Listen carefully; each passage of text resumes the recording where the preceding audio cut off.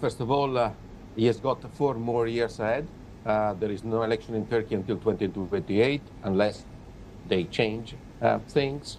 He's a formidable survivor. And we have seen before that whenever he's challenged, he can also be extremely resourceful. And when we look at the opposition, yes, it was an outstanding result, but it was for the first time since 1977 that the CHP managed to win an election. And the past experience, the experience of the last 20 years, has also shown that we should never underestimate the capability of the opposition to make very significant mistakes at very critical juncture. That is why I think it's too early to write off Erdogan. So, Wolf, explain to me what happened here. Who and what is to blame for Erdogan's massive election thumping? Erdogan. At the end of the day, this is a one-man show.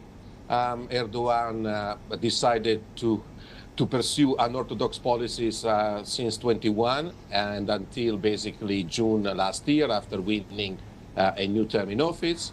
So there was a price to pay for the mismanagement of the economy. They didn't pay it in May 2023 when the AK Party and Erdogan won the twin parliamentary and presidential election.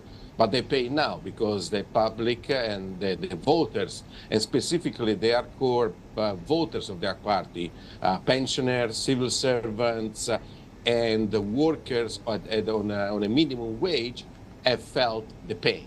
On top of that, so the economy here is the number one, and specifically inflation is the number one reason.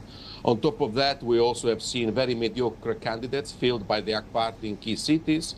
We have seen the AK Party is mismanaging his relationship with key allies that were crucial in 2023, allies that actually have outflanked the AK Party in a couple of districts. And that is why the result has been as poor as we have seen. Mehmet Şimşek out on Twitter immediately after the vote, saying he will permanently reduce inflation to single digits after President Erdogan's historic local election defeat. Lots of talk now, Wolf, about a potential cabinet reshuffle here as Erdogan looks to point a finger of blame towards someone, anyone, for this election result. Could it perhaps be Minister Şimşek? Is his position safe? I think he's safe, certainly most likely until the end of the year. Simply because Erdogan has no other option. Everything is attached to Şimşek at this point, and sacking Şimşek or reversing to the old unorthodox policies would immediately trigger a major financial meltdown.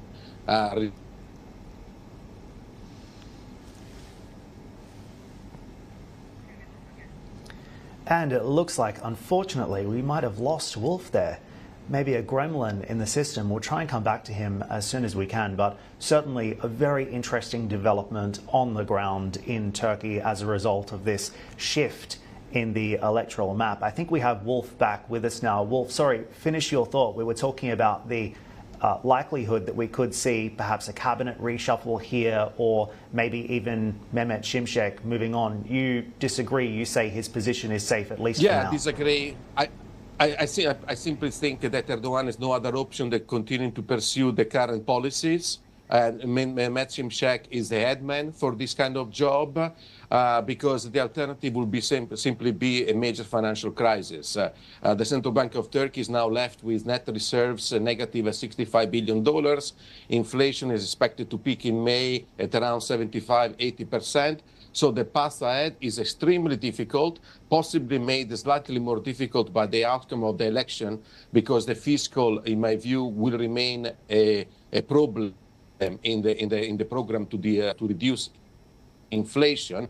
But sacking a cabinet shuffle, a possibility, but I expect in the short term.